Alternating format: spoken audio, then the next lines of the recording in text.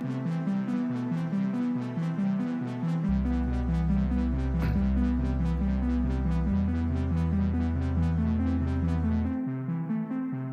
is up, guys? Welcome to Diggity, a video game podcast. I'm Jeff James, as always with me, the incredible, unobtainable, luscious Brody Fultz. How are you? I'm doing pretty good. How about yourself? I'm doing good, dude. We're coming to you live in true video format. I know. We haven't done this in a while. Yeah. It's weird. But we took some time. We slowly ramped up, and I think what is up, guys? Shiny as shit now. To Diggity, a video game podcast. I'm pretty stoked about I'm that. Jeff James, as always with me, the incredible, unobtainable, luscious Brody Fultz. How are you? I can't. I'm doing pretty good. How about yourself? Us for taking the time, because I think we nailed it. Honestly. Yeah, I think it looks great. Hey, You did a bang up job yourself. It's fresh, you know. It's a fresh, nice and fresh fresh. look, fresh time. Just feeling fresh. It's new year, new me. Fucking hate 2020, but we'll get through it, and maybe we'll get to 2021. Anyways, guys, if you're listening for the first time, if you're watching for the first time, hit the subscribe button on YouTube. You can watch us live now every single Thursday night, 9:30 Eastern time, give or take, depending upon technicals and us getting our shit together and getting our nose picks in. It happens sometimes. Yeah, You never know. And you can also listen to the audio version of the podcast on iTunes, Google Podcasts, Spotify, TuneIn, wherever awesome podcasts are held is where we are also held. On top of that, something great about it too is you can hit the subscribe button on that and get all the juicy news, and also follow us on Instagram and Twitter for new gaming news. And for those who are joining us for the first time, whether on the audio or video version of this podcast, each week Brody and I go over the news of the video game industry, the rumors, as well as our own hot takes on games that we like and don't like, kind of light reviews, not really in-depth crazy reviews, just real-world kind of stuff. And we give it to you. We bring it to your beautiful ear holes or your eye holes, I guess now. Boy, don't like that. You still might want to bring it to your ear holes as well. Yeah. I don't think it's going to do much good to just watch us. But hey, worth a shot. Yeah, absolutely. But we have a great time. And that's what we do each week. So every Friday morning is when the audio episode will still go up, butt crack of dawn every Friday morning. And again, 9:30 Eastern, every Thursday evening, you can watch our lovely faces discuss video games. And the shot that's in here now will be a lot better because the way I had to move everything was really stupid. And now it's just like beige. Like, this is just all a lot of beige. So I'm gonna fix that up. Over there's like green lights and stuff, and I was like, oh, this looks really cool. Get like a guitar hanging up and some other cool shit. No, I had to pivot it the last moment. So we'll get it figured out though. Yeah, mine's just kind of mass chaos of all the things I've collected over the many years. So this is what you get right here. Sorry. With that, you want to jump into kind of what we've been playing before we get into the upcoming games?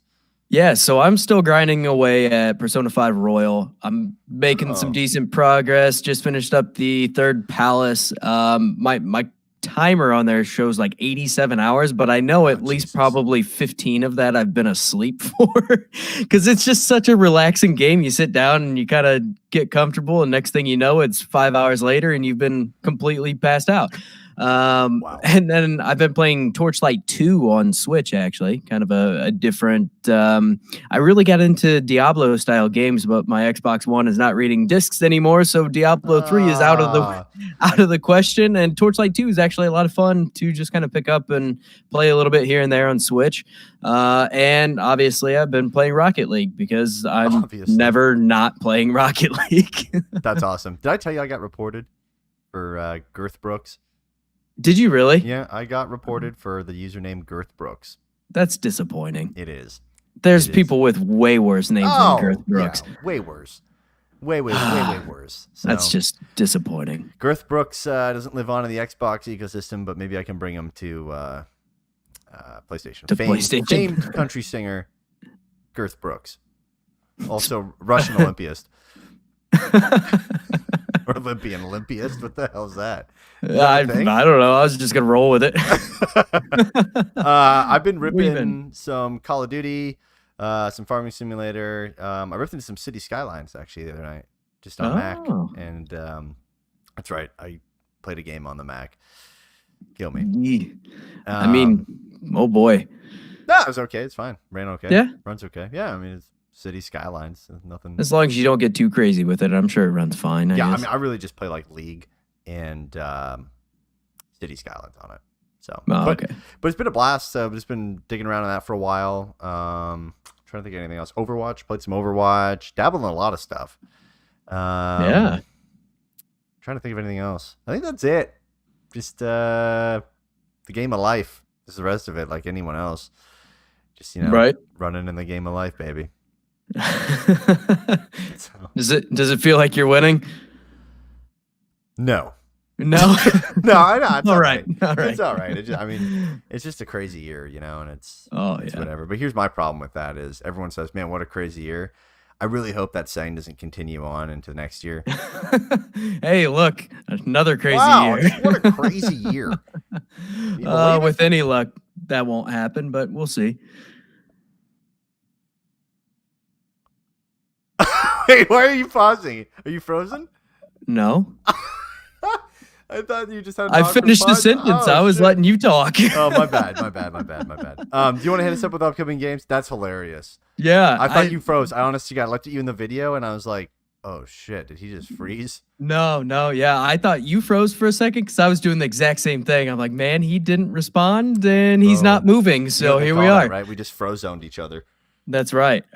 So anyway, upcoming game releases for the next week. October 30th, you can get Clea on Switch. The Dark Pictures Anthology, Little Hope on PC, PS4, and Xbox One. Pikmin 3 Deluxe on Switch. Today is my birthday on PC. Well, congrats. White Day VR, The Courage Test on PC VR. On November 2nd, you can get The Wizard and the Slug on PC. November 3rd, you can get Fey Area on PS4. And on November 5th, you can get Breath Edge on PC, Chicken Police on PC, PS4, and Xbox One, How Stories Die on PC, Cosmocrats on PC, and Real Politics 2 on PC. Some weird names. Yeah, definitely something. Cosmocrats, Real Politics, Chicken Police, The Wizard and the Slug. I'm intrigued. I'm not gonna lie, Chicken Police intrigues me. Yeah, My phone wasn't downstairs. Probably right now. Look that up, but I'm probably gonna have to look that up later because I might play it. Who knows? It worked. Yeah, marketing done right. Yeah, moving on. We got look at Xbox games with gold for November. So, for Xbox One games, you're going to be getting Origami Shadow Edition. That'll be available November 1st to the 30th. And Swim Sanity, which will be available November 16th to December 15th. For your backwards compat games, you're going to be getting Full Spectrum Warrior, which will be available November 1st to the 15th. And Lego Indiana Jones should be available November 16th to the 30th. I feel like we got Lego Indiana Jones already. I'm pretty positive we have as well. Have they done this before? Where they double down? I think so. It's been a while, but yeah. You would really think that your Xbox games with gold for the month that you are launching a new console would be far more impressive than this. Also, side note, Chicken Police looks absolutely nothing like what I expected. It's like noir and like gritty looking, and it's actually kind of cool looking. I guess. All right. Hey, Chicken Police. Go check it out. Mixes elements of classic adventure games with visual novel style storytelling. There you go. Check out Chicken Police. Anyway, these games are not great at all. Yeah. Why no Series X? Yeah. Well, I mean, everything's pretty much backwards compatible, and they don't really have anything too major that they'd also still give away. A Bethesda game. I they own it. Yeah. For the last 5-6 months, the games have been pretty terrible, and I think a lot of it has to do with the huge push towards Game Pass. But boy, these are rough. Full Spectrum Warrior is an original Xbox game, even. I mean, which nothing against that, but the value in this is not here. It ain't great. No. On PlayStation, the free PlayStation Plus games for November are Middle Earth, Shadow of War, Hollow Knight, Void Heart Edition, and Bug Snacks for PlayStation 5. And that will be available November 12th until January 4th of 2021. So there you get Bug Snacks for free on PlayStation 5. That's I'm gonna try it. I have to. That you and I both went, what is this game about? What the hell is going on here? And we'll get an answer. And we never had to spend any money for it. That's the best. We had to buy PS5s. we had to spend a lot of money. We had to buy a $500 console. Oh, jeez. Well, hey. I bought it solely for Bug Snacks. Let's be really honest here. I am incredibly intrigued as to what this game might be. I mean, I am too. Very confused. And there's honestly quite a bit of hype around it, and it's unironic too. Like it's very strange. There are people that are extremely excited about this, and I'm still very curious as to what it is. Yeah, I'm. Someone was high when they made the damn thing for sure. Oh, absolutely, and throughout the rest of the development as well. Yes. Moving on into perfect segue of keeping in line with PlayStation. The full list of PlayStation Plus collection games has officially been announced. We kind of had a pretty solid idea of this anyways to begin with. Yeah, there's a few changes in here, and I think a couple things added, but I figured we're close enough at this point, we should probably go over it again. Yeah, but nonetheless, communication is key. That's why we freeze when we both thought our video froze, but we just stood incredibly still. From Worldwide Studios, Sony Worldwide Studios, you're going to be getting Bloodborne, Days Gone, Detroit Become Human, God of War, Infamous Second Son, Ratchet and Clank, The Last Guardian, The Last of Us Remastered, Until Dawn, and Uncharted 4, A Thief's End. From third-party publishers and developers, the list is Batman Arkham Knight, Battlefield 1, Call of Duty Black Ops 3, Zombies Chronicles Edition, Crash Bandicoot and Sane Trilogy, that's pretty neat because that's fairly new. Like, I mean, it's not a very old game. Fallout 4. I think it's like 2 years old at this point. Is it? God, time flies. Yeah. Fallout 4. Awkward. Final Fantasy 14 Royal Edition. I did it. I did Roman numerals. You did Roman numerals. Oh my I'm God. so proud of you. Monster Hunter World, Mortal Kombat 10, or X as the cool kids say, or me. Persona 5. What if it's Mortal Kombat Cross? Ooh. This entire time, huh? Persona 5 and Resident Evil 7 Biohazard. So solid list of games. I mean, that's great. Get in there and play those games and have a fun old time. Especially for people that didn't own a PlayStation 4. I mean, just the games from Worldwide Studios, I mean, it's incredible. There's a ton of great content there and a lot of game time as well. I mean, God of War was my game of the year the year it came out. Like, I absolutely adore that game. It's in my top 5 favorite games of all time. But yeah, this is a great way for people to have something to play on day one. You know, if you're only getting Spider-Man or whatever, you know, you're going to have some other options here as well. So good stuff. Sweet.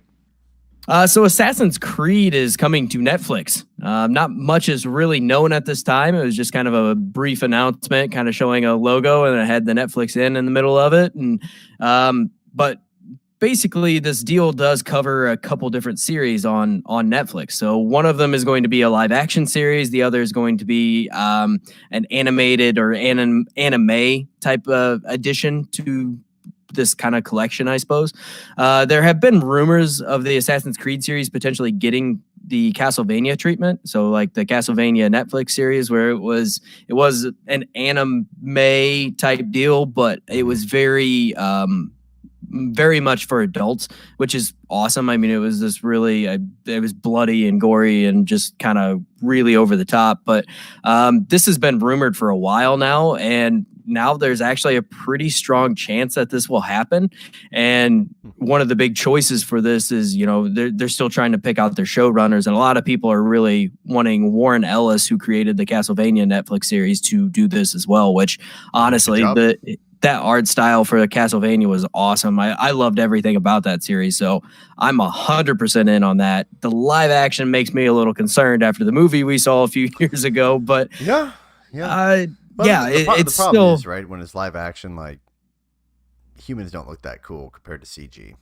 like Right. ripping off buildings. I mean, I'm hoping they put like the glitches in the Yeah. live. I think it could really be eyeballs pop out. Yeah, I think it could really be done pretty well. But I would lean way more into the animated or anime series rather than I would the live action. Live action in video games never seems to work very well. Warcraft. It was all CG as well, and that didn't work out well. No, it did not. One word, Warcraft. First Sonic. Sonic wasn't bad, man. I'll defend that. I actually enjoyed that movie. I'll take that to the grave, baby. The whole family watched it, and it was great. It was enjoyable for what it was. I'm not denying okay? the movie's bad. The first iteration of Sonic was horrendous. Oh, well, yeah, that was bad. Human teeth, man. The human teeth. It was bad. Hey, what else is bad? We've got more trouble for Halo Infinite. To start this week off, it was revealed that Halo Infinite will feature a shader system, not unlike what is familiar to Destiny players. Longtime fans were very upset at the change from a simple system that has been part of the franchise since the beginning.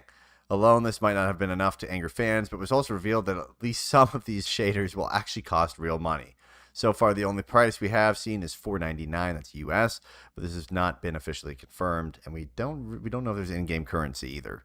I believe it's just monetary amount. I assume after Halo 5, there's definitely going to be something you can earn or you can buy. Bucks. Yeah, Halo bucks. Halo bucks. Sprites, I want grunt dollars. Grunt dollars? Yeah, grunt dollars. Grunt rubles. Secondly, we know that the game's director, Chris Lee, has left the development team.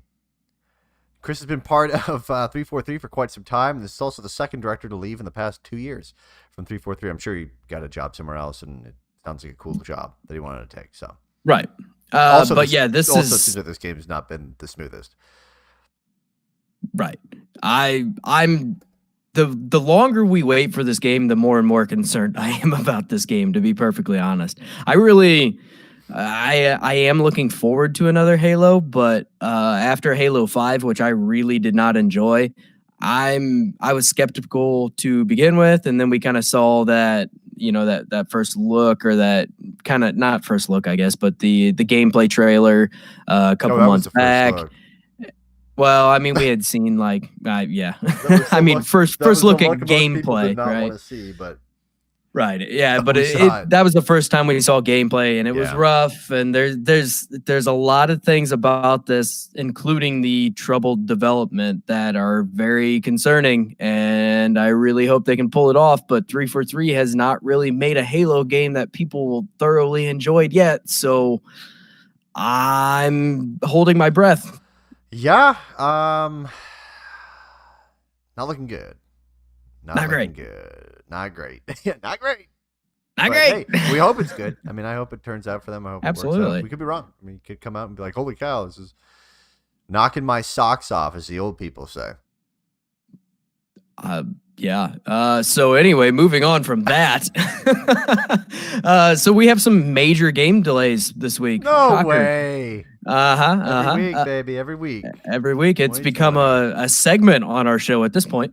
So first off, we have Far Cry 6 and Rainbow Six Quarantine. So as one might imagine, topical.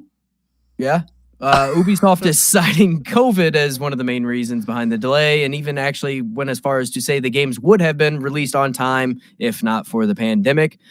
Both will now release in the next fiscal year, meaning that we will not see them until after March of 2021. Holy shit.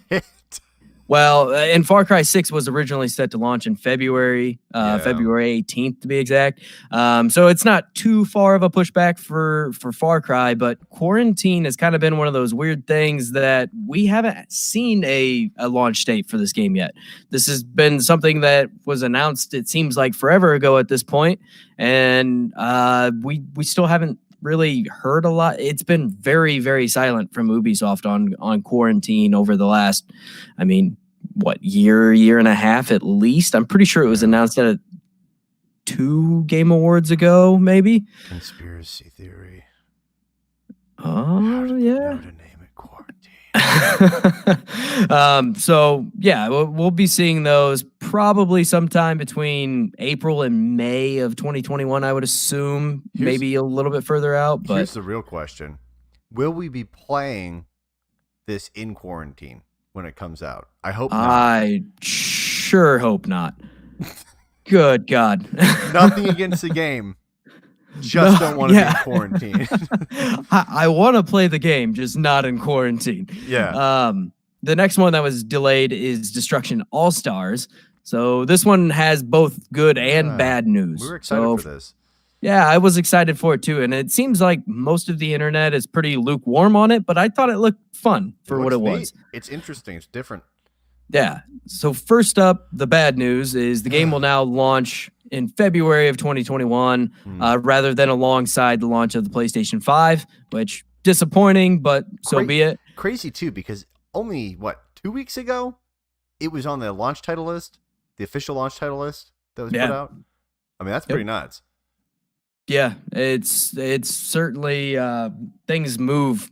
And we'll actually get into that here in a minute too. Things change practically overnight, it seems like. So the good news is the game will actually be free as part of PlayStation Plus program, and this will last for the first 2 months it's out. So that's actually really cool that, it was going to be, I think, a full $60 or $70 game, and now it'll be free for at least the first 2 months if you have a PlayStation 5 by that time. So that's pretty cool. But yeah, this was one I was actually really looking forward to as a launch title, and now I'm pretty much down to Spider-Man, and I'm probably going to end up getting Valhalla too. So there's that. Cyberpunk 2077 has been delayed again. If you did not hear about this, I assume you live under a rock with no connection to the outside world, no internet or anything of that nature, because people were upset, to say the least. So this is easily the most anticipated game of 2020 and 2019 and 2018. It seems like the last 3 years have been nothing but Cyberpunk 2077. It's pretty much this and a vaccine. Right. So the most anticipated game of 2020 will now just barely be making the 2020 window, and that is as long as it doesn't get delayed for a fourth time. The game has been pushed back 21 more days and now will be set to release on December 10th. And they actually they released another statement today, or it was an interview, and they had said something about they feel good about the release date, but not confident, which does not inspire confidence in me. So I'm thinking this might be releasing next year at this point, but the team pointed fingers at the current gen versions of the game being the main factor for holding them back. They also stated that there's essentially 9 different versions of the game across the various different Xboxes and PlayStations and Stadia and PC and all that. So there is a lot going on, and all these developers are going through this for the most part. But it's unfortunate to see. It is one of those very much like Halo, in my opinion, that the longer this gets strung out and the more times we see this delayed and the more problems we kind of see pop through the cracks here, the more concerned I am about this game. And the hype around this game is already putting it up to just insane amounts of regard that I feel like there's going to be people that are let down. Oh, come on. Don't be realistic. I mean, so The Witcher 3... It was never really this major title until later on when it finally gained this popularity. I mean, The Witcher 1 and Witcher 2 did not sell like crazy, so nobody was sitting there looking at The Witcher 3 and just be like, oh my God, this is going to be the best game ever. But then The Witcher 3 comes out. It does amazing. They did an incredible job with it. It sells like crazy. Everybody loves the company. And now they announced Cyberpunk, and everybody is losing their minds over it. And I really feel like a lot of people are setting themselves up to be let down. And not that I don't want this game to be good, because it's also one of my most anticipated games, but I'm concerned, to say the least. They're probably concerned too. I mean, that's probably why they're delaying it so much. I'm sure there's Yeah. bugs and other stuff, yes, but they're like, holy shit, we got to put so much polish into this. I mean, this is they have so much. I mean, they're Witcher 3. They have so much to live up to. It's incredible. Yeah, there's so much pressure on these guys right now, and I can only imagine what that's like. And as they continue to get closer and closer, it's got to be overwhelming. But what I was saying earlier about the changing overnight, how that all kind of went down is the day before it was announced that this game was getting delayed, somebody tweeted to CD Projekt Red and asked if they were sure that it was going to launch on the 19th of November, and they said absolutely, no doubt, or whatever they said. Yeah, I'm paraphrasing, right? And then the very next day it got delayed. So it's kind of it is what it is. I mean, they are a large company, and I'm sure the PR guy had absolutely no clue that they were getting delayed at the time. And I bet a lot of the company didn't know they were getting delayed until that announcement went up or right before it. An email went out and the press release went up. So... Which I got to believe also that the delay also comes from the whole crunch story and everything that came out and all the gobbledygook everywhere about people. Oh, I'm sure that's not helping by any means. But yeah, I mean, I'm sure it's not, I'm sure they're like, okay, well, we're going to have to delay it, I guess, because we don't want to crunch it. Right. And I don't think that's necessarily the only reason, because they were pretty upfront about a lot of that. They took it head on, but I do feel like that certainly is a factor for sure. Yeah. Moving away from Cyberpunk, we had a Nintendo Direct mini partner showcase. See that 10 times fast. Interesting showcase. Some good stuff in it. Some neat games that I didn't think were going to come to Switch are going to come to Switch, which is great to see. We got to look at some awesome exclusive stuff for Switch as well, which is great. So it started out with Bravely Default 2. We got nearly 5 minutes of information about the game, as well as a promise that all of the feedback from the demo is greatly appreciated and many of the issues will be addressed from the demo. It looked great. I mean, it looks kind of Final Fantasy-ish, chibi Final Fantasy-ish. I don't like it. So I think the thing I don't like is, and it might just be honestly because the Switch can't do it as good. Well, no, it can because of Mario and Yoshi's Woolly World. But just because maybe the scale of the game. But they chose like that chibi art style, and then they also chose like kind of like a materialistic design in some aspect, and like it has like focus in and out in certain locations, and that's cool. But it doesn't do as good a job as like Link's Awakening. Yeah, not nearly. A lot of that is based on like the first Bravely Default and Bravely Second, and also Octopath Traveler, which was a very similar thing, but it was more of a pixelated style. So it's a little bit different, which I think it worked exceptionally well in Octopath Traveler. Yeah. But I don't necessarily hate chibi style stuff, but I really don't like the look of this for some reason. I like the concept art for it more than anything. I love the world they're creating there, but the character models drive me nuts. It looks like somebody smashed them. They're just like short. You and mean like just that Squirtle to the right of you? Leave my Squirtle alone, man. Lord. Anyways, this launches on February 26, 2021. I'm kind of intrigued by it. I'm probably going to pass on it, but I am intrigued. The gameplay is right up my alley. I would just have to get past that art style, and then I'd be in, but... I can see it now. It's going to be, 2021. It'll be February 28th. You'll say, or February 26th, you'll say, yeah, I'm going to wait. 2 days later, you'll buy it. 3 days later, it'll go on sale. and then you'll play it and you'll be like, God, I hate this art style, but man, I love this game. Yeah, that is 100% something I would do, and something I have done many times in the past. Then we got to look at Story of Seasons, Pioneers of Olive Town, which is an Animal Crossing / Harvest Moon style game. This launches on March 23rd, 2021. When it first did like the preview of it, I thought, I'm like, oh my God, Harvest Moon. And I'm like, oh, okay. Story It of looks Seasons. great, Okay, we'll do though. It looks fantastic. I think the Story of Seasons, if I'm remembering correctly, I think they're the spiritual successor to Harvest Moons. Yes, absolutely. But it looks fantastic. I mean, it had like the art style was very reminiscent of like Pokemon Sword and Shield. I think it looked better, but it looked very similar to an extent. Smoother, yeah.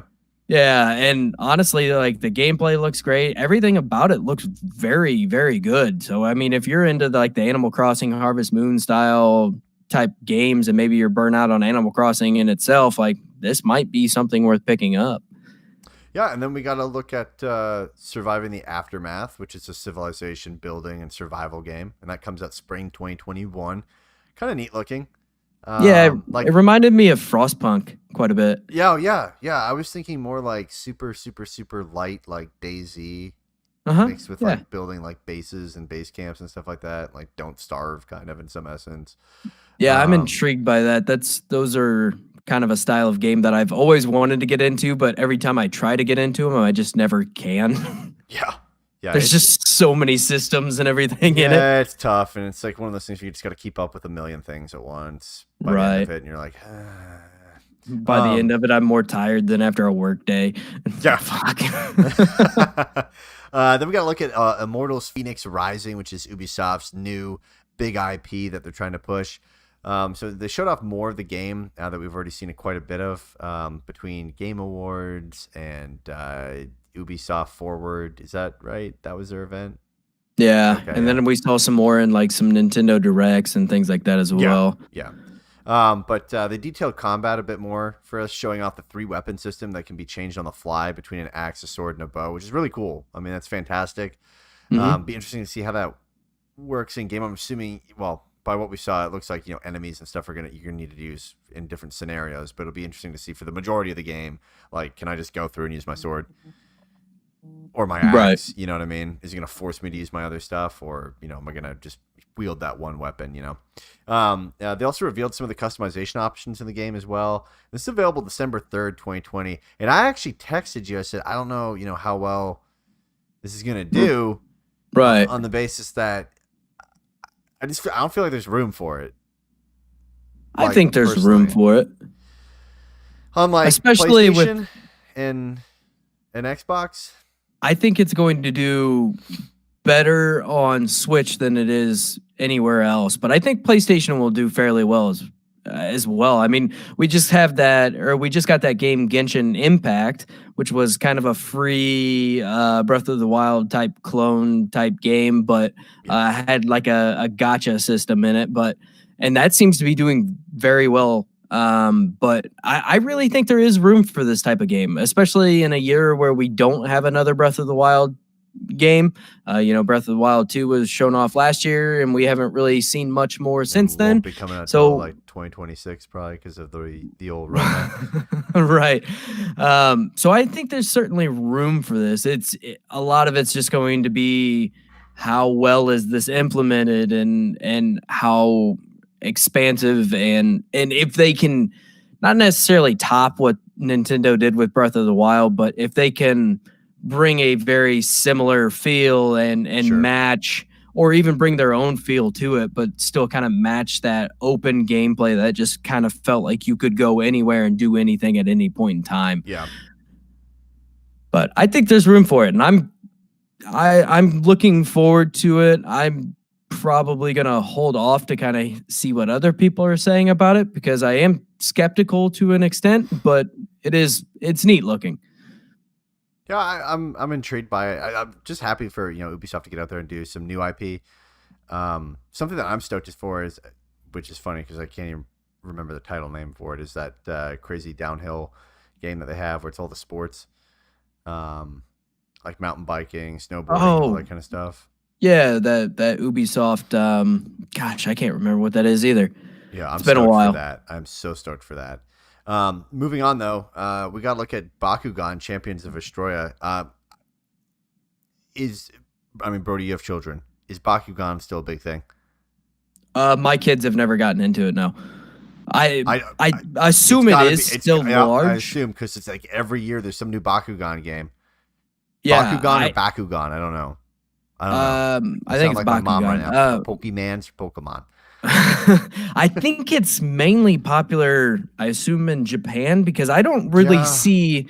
I mean, you still see some of the figurines and things like that, or the toys in the store, but you don't see nearly as much as what you used to. But yeah, I think it must be big somewhere other than the U.S. That's my guess. I don't know. It's interesting to me though. Like that every year, you know what I mean though, right? Right. Not even every year, it's like every 6 months there's some new Bakugan game coming out. Riders Republic is the game you were trying to think of. Yes, that's it. I'm stoked for that, dude. When's the date for that? Currently 2021. 2022 it is. Anyway, Bakugan Champions of Astroya. You can assemble a team and battle both online and through the story mode, and it's coming exclusively to Nintendo Switch November 3rd. So, right around the corner. Then you've got Grifflands, Nintendo Switch Edition, which is a deck-building roguelike game that features a large amount of choices that will shape each playthrough. And that's coming summer 2021. This game looked really cool.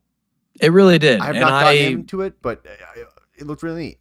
I typically hate deck building games and I typically hate roguelike games, but this one, the combination of it and all the different options and dialogue and depending on, what jobs you took and everything like that actually affected the story and kind of certain outcomes. And I thought that was really neat how they implemented it. And also the art style was really cool. Kind of this very visual novel, but also kind of grim and dark. It looked cool. Yeah. Then we got to look at Tropico 6, which you run an Island Nation, and that releases November 6th. So that's coming pretty soon. We got to look at terrible. Yeah. It looked rough. It didn't look great. Tropico 6, that's been on other stuff, right? Or was 5 on everything else? Because I know like Tropico is something that you see on like every system, and it's ported to everything, right? Right. Yeah. I think Tropico 6 has been on everything else and is just now making its way to Switch. Okay, I gotcha. Then we got to look at Hitman 3 Cloud version.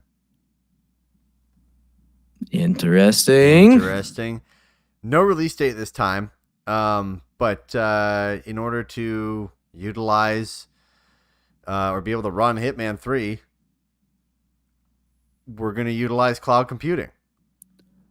It's amazing to me how this was just thrown in that trailer, and there has been no talk by the using way, this. That whole cloud shit, we're doing it too. Here you go. Yeah. But in a cooler way. Honestly, my own personal opinion. It was really cool because I texted you about it immediately after I watched it. I was like, hey, did you see all this cloud stuff on Switch? Because Nintendo has not talked about really cloud gaming at all up until this point. And they just kind of threw it in this partner showcase. It was like an 18-minute long video, and it's like, hey, by the way, we're doing cloud games. You're like, that's awesome though. It looked great though too. I mean, it looked fantastic. It looked wonderful. And this is huge for Nintendo because again, they can lower their price points on their product going forward and offer better graphics through use of the cloud, which I'm sure this is kind of like, I bet you it's probably a test bed for this. And then it's, is it viable moving forward? And then obviously this will be part of, your whole Nintendo Switch Online. And that'll go up because it's Nintendo for sure. And then they'll make a Lego kit out of it. For this, I'm super intrigued now too. My one worry is typically you're just, you're attached to Wi-Fi, obviously, with the Switch. Right. Do you think they would make a Switch that would have the ability to put like a SIM card in it? I mean, you have iPads that do that. It'd be pretty cool. And then I mean, there's the whole 5G bullshit play where it's like 5G is going to change the world on that street corner. Changing one street corner at a time. Yeah, but nowhere else in this city. You think that might be something they would do? Like you get like a pro version and it has like a SIM card slot, and you just pay like you would for an iPad or other tablets. Don't want to just give Apple love. I think that'd be pretty neat. I mean, I could see a use for it. I think there's a lot of games that you'd be okay not having internet for. Big thing for me is my Switch that I play all the time is not my home console, because our main Switch is actually our home console. So I have to be connected to Wi-Fi all the time in order to play anything, because it does a check every single time you log on or you try to start a game or anything like that. So if you try to play any digital games, you're screwed. You have to have the cart and then you're fine. But it's very, I wish it didn't check as often as it does. Every week maybe would be fine, or every month like a lot of consoles typically do. But yeah, the way it's set up now, if you are not near Wi-Fi, which, I mean, most of the time you are near Wi-Fi, but still, it almost becomes a brick at that point unless you have cards or it is your home console or whatever. But it's... I don't know. My other worry is, and I thought about this the other day, what happens when companies...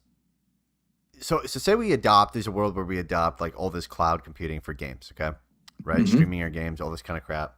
And essentially, when you do that, either using a card or you've purchased a small file that's going to be like a token, right? For you to be able to access that content through the server. What happens when these companies die? That's a viable concern. Like, what happens to my game? Like, I can't play it. It's really not much different than digital to an extent as well. But it's a whole lot different than being able to go buy a Hitman physically. Right. Significantly different. Yeah, absolutely. That's honestly one reason why I really like buying physical. It's not really in like a doomsday sort of like prepper sort of way, but it is a viable concern, right? Brody's a video game prepper. You heard it here. But it is a viable concern, and there's a lot of people that I've seen kind of have that conversation. Because I mean, even when you buy a digital game, you don't really own the game. You own a license to play the game. So if that company were to take it away, or that company's to go under and nobody supports it, you may not have that game any longer. So it is very concerning to an extent. But yeah, especially for a streamed cloud version of it, because at least if you have the digital version of a game and you have it downloaded and saved on a hard drive somewhere, you should be fine.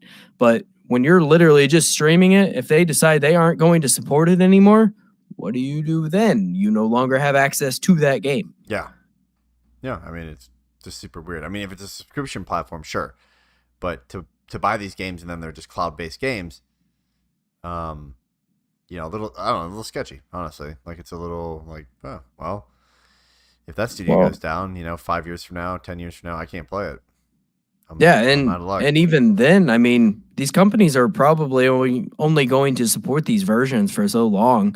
They're not just going to constantly keep adding servers to support these games indefinitely. Yep. I mean, eventually it will have to come to an end. Oh, so sad. Next, we got to look at Control Ultimate Edition. This will also be a cloud version of the game. And it requires you to play at least 5 minutes of the game prior to purchasing anything due to the cloud nature of the game. So that 5 minutes is like the test of like, hey, can you run it? Right. So that you don't ask for a refund. And that's available now. Yeah. So, I mean, again, good old Nintendo. Go out there, go try cloud gaming on your Nintendo Switch. Go play a great game, Control, and get the Ultimate Edition of it and have a blast. It's available right now. It's pretty nuts. From everything I'm seeing, it looks like it runs pretty well. Here's the bummer with it though. 720p screen. I mean, that's so stupid. They have to bring out bare minimum a 1080p like HDR based display. Right.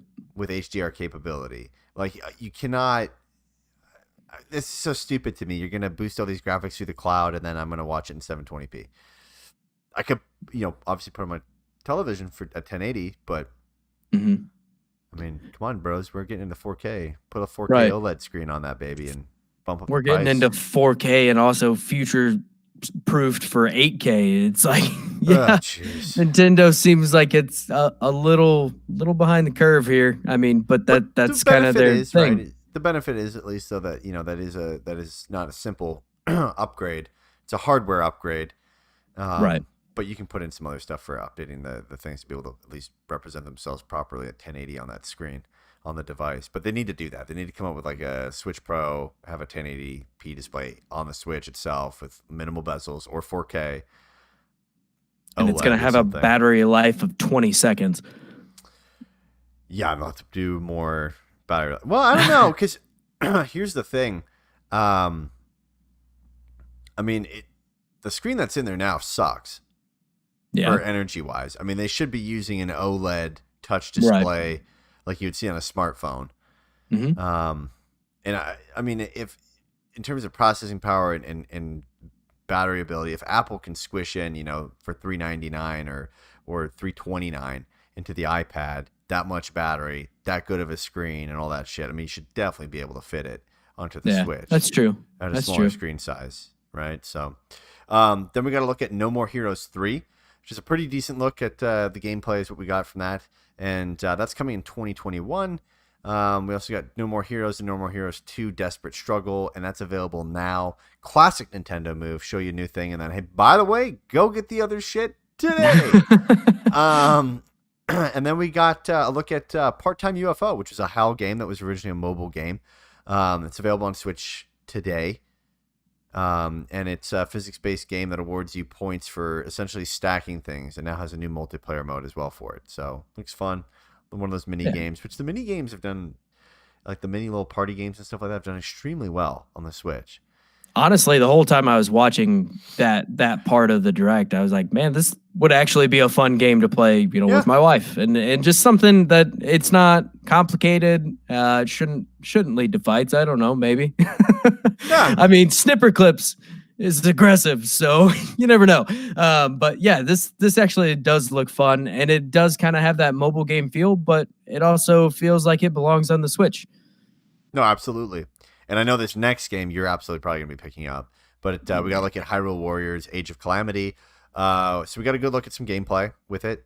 You can at least temporarily control the Divine Beasts, which appears that may be on rails for those parts. But it still looks pretty neat that you can control them because, I mean, that's new. And we got a surprise demo. We got a surprise that the demo is available today. And saves will carry over to the full game, which is always great. Love seeing that. So go get the demo, go try it out. Have you tried it out yet, or no? You didn't do that this weekend? Haven't yet. No. How long? Do we know how long it is? Anybody said so far? I haven't seen anything on it. I assume it's. I think it's supposed to be the first chapter, if I remember correctly. I think it's like the whole first chapter. Okay. Which I don't necessarily know how they have it split up. But typically, I mean, that's probably 2 to 3 levels, I would think. Mm-hmm. Which is, I mean, pretty good. Some of those games go pretty long. You got probably a couple hours in there, I would think. Yeah. No, that's pretty great.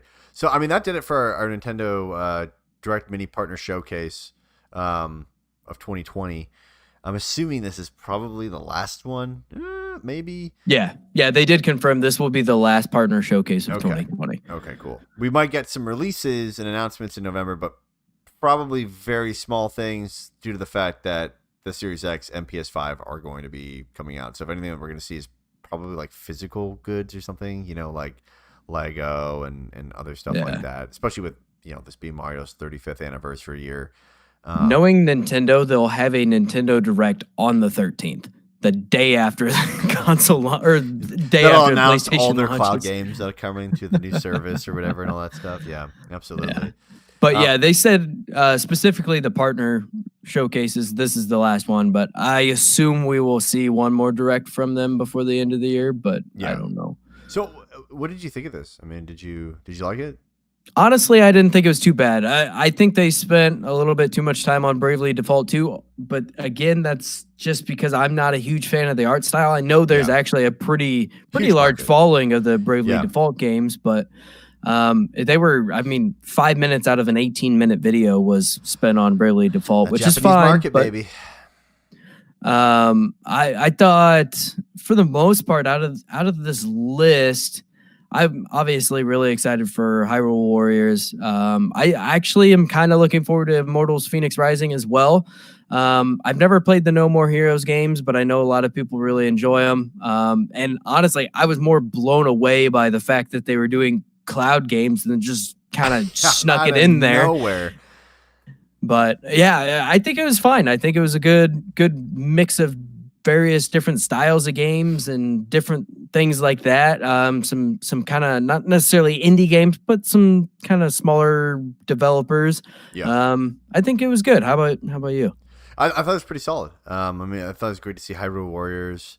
It's always great when they bring like No More Heroes 2 over and No More Heroes, and then WoW also announced No More Heroes 3. And showing gameplay to that. The cloud stuff threw me for a loop. I was like, holy crap, that's nuts. But that's also Nintendo fashion. And hey, seems to work. We're talking about it. I mean, yeah. What do we know, right? I'm curious about the cloud stuff because I mean, Nintendo hasn't been the greatest for online stuff, but maybe they'd be okay from this side of stuff. It'd be interesting to see what company is going to actually be managing this cloud service, or if this is just simply through Nintendo. It has to be through a third party. It'll be interesting to see who actually. We kind of went over that quickly, but I think that's very, very good from their side of things, because they easily could have just charged you for it. And I mean, it's pretty well known that the Switch does not have the best Wi-Fi chip in it, and it kind of sucks. Even if you're sitting in a perfect area, sometimes it just decides it doesn't want to use Wi-Fi anymore. Yep. So I think that was a great move, and it'll give people a chance to at least try it out and see if their internet can support that. Yeah. And that is a game that will at times requires some pretty decent internet, because there is a lot of things going on at certain times. So it will definitely be extensive. I'm gonna make a bold prediction. Uh-huh. I don't know how long it's gonna take. It might take a couple years, probably. But I feel like Nintendo will eventually bring their first-party games, their older first-party games, not stuff like anything that's new comes to Switch, and then anything that's a couple years old, that's their stuff and exclusive to them, I think will come to iOS and Android through an app, and it will be a service. It'll be payable and it'll be playable through the cloud, unlike an iPad. That'd be awesome. With a controller. I really think that they're going to do that. It almost makes too much sense for Nintendo to do it, though. Yeah?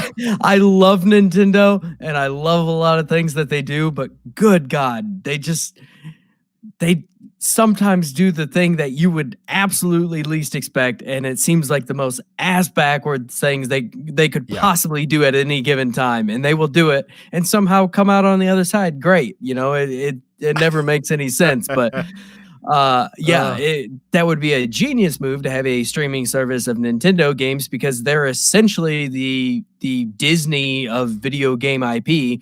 So it's there, but good God.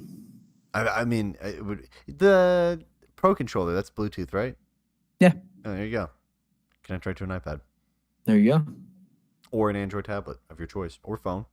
Hell, who cares? I mean, you totally see them building some, like, Joy-Con phone holder, where it's a hunk of plastic, it goes into the back of the phone, and then the Joy-Cons clip into the side of it, and you can just play your phone. Yeah. I mean, I could see that for sure. Yeah. It'd be... I don't even think currently you can really use a Joy-Con too well. You have to kind of go through some third-party network type stuff to actually get it hooked up. Because I tried it one time, and it's... Well, that's why they're $80. Yeah. Definitely not the Nintendo tax, right? Certainly not. Guys, this will do it for this episode. Thank you so much for watching. Follow us on Twitter and Instagram at Diggity Podcast. You can find me on Xbox. My gamer tag is Maple Jeff. And mine is Luscious Brody. And you can also find me on PlayStation at Luscious Brody. Oh my goodness. You can only find my Xbox for so long before I leave it. It'll still be there. I'll just 14 days as we record this. Uh-huh. 14 days until someone just around the corner. Both of my PS5s on my porch. I can't wait. I will be camping out your front porch. We'll both be camping out your front porch. I told Janelle, Janelle's like, what are you doing? I'm like, yeah, I'm probably gonna take a day off work to like play it or whatever. Just want to chill. I just want to relax. It's been pretty crazy recently, the last couple of weeks. And also with health, I'm kind of getting over like a little bit of a cold. Got tested, was negative. Thank God. Woo. Woo. Woo. Woo. Yeah, I told Janelle, I'm like, hey, I don't know when Brody's gonna be here. I bet you Brody's gonna show up like 8 a.m. the damn day. I'm like, either I'm gonna have to take that day off work, or I'm gonna have to tell the neighbors, hey, if you see a red truck in my driveway and he goes in a bald dude with tattoos goes into my house, like just don't be alarmed. Don't worry about it. He's just waiting for his PlayStation. The most suspicious fucking person in your entire edition. Yeah. It's fine. Don't worry about it. Don't worry about it. Yeah, but 14 days, 2 weeks. Oh my goodness. 2 weeks until we're playing so excited. PlayStation. So I'm stoked. I pre-ordered Spider-Man Miles Morales Ultimate Launch Edition. Say that 10 times fast. Gonna get my Spooderman, the original one, remastered. Be in 4K. Well, better 4K. Faster load times, better looking graphics. And I gotta play that. I gotta really dive into that because I know that we're obviously gonna do a review for Miles Morales, and we don't want to. I don't want to get spoilers. Yeah. So I'm either going to like plug my ears or just walk away for a solid like 4 minutes. You text me and then come back to the show or whatever because I can't be spoiled with those things. I have to finish the DLC yet of the first Marvel Spider-Man, so yeah. I have How 2 long weeks did it to do take that. you to take for the first Spider-Man. How long of a game is that? I think I beat it in 21 or 22 hours, I think. I powered through it for like 2 weeks straight and just dumped a ton of time into it. I got some work to do. Granted, I also did all the side stuff as well. Oh, so okay. also on the YouTube channel, I'll also do an unboxing of the PS5 for peeps. Ooh. So you can watch it from us plebs and peasants that don't get a version ahead of time. You can watch the true unboxing to which a normal person would do. So I'll unbox it and I'll upload that up sometime on YouTube when I get it. And then I think we'll give a review on it and our thoughts on it and all that stuff and first impressions and whatnot. And if we lost a screw to the friggin' stand or not. I'm so excited for it, man. I'm super, super, super, super excited. Also, PSA, hey, you can go. There's this thing called an election on Tuesday. Go vote. I mean, I don't know what to tell you. We're not a political podcast, but exercise your right. Go vote for your candidate. Do your right as a U.S. citizen, and go use your vote. A lot of people forget. A lot of countries do not get the ability to stand in line for hours and hear people's different political beliefs and arguments, and then go scratch it on a piece of paper. That's a right of every American, and it sounds ridiculous, but it is what actually makes this country be able to do and achieve what it achieves. So go vote, until next time, we will see you here on the video podcast Thursday, 9:30 Eastern, and oh my God, we'll have to do that the day we have our PlayStations, the day someone steals them off my porch, and me and Brody chase them down. Oh my lordy! And then in what episode 187 will be that? Holy cow! Oh my gosh! Oh my God! Next week's episode will be me and Brody figuring a strategy to catch the porch pirate. We might not be recording that night. Ooh. It's my anniversary as well. Ooh. Two important things happening that day. That one might be slightly pre-recorded. Yeah, we might be doing that a little bit earlier then. Maybe we'll do that Wednesday, and we'll just like sit there and nerd out and hype up about how excited we are for the PlayStation and figuring out how we're gonna make sure that you don't get arrested pulling into my suburb. Right. So until next time, guys, we'll see you for the show. Thursday 9:30 is when we stream going forward, and as always, the audio podcast goes up Friday morning for that commute in your car.